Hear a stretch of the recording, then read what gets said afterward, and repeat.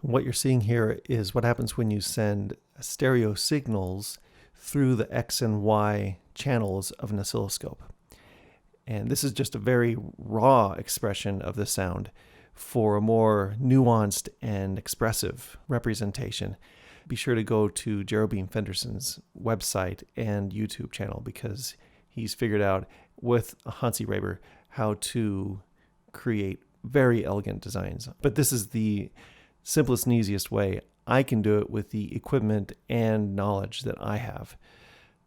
Having said that, it's possible for anybody to do what Jerobeam's doing, because he actually teaches us how to do it. So really, go to this link here and learn how to do it better than me.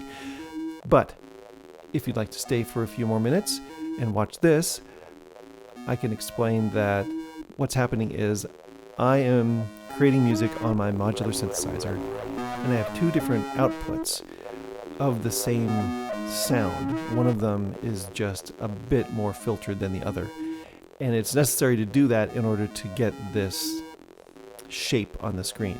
Otherwise, it would just be sort of a line or a dot that moves around.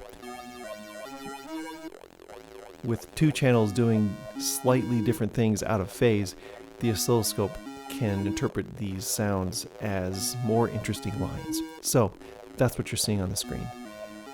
And it's easier for you to see it when I turn out the light. But it's more difficult for me to play the music when I turn out the light.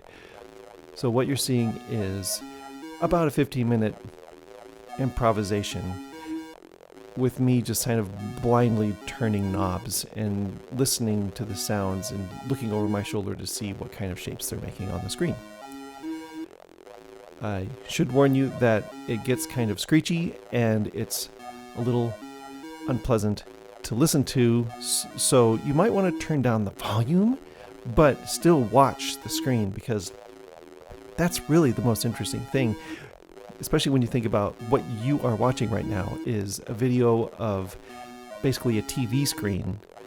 The back of it is painted with a fluorescent coating that fluoresces when it is touched by this beam of electrons that's being manipulated by the electromagnetic field created by the signals that I'm feeding it.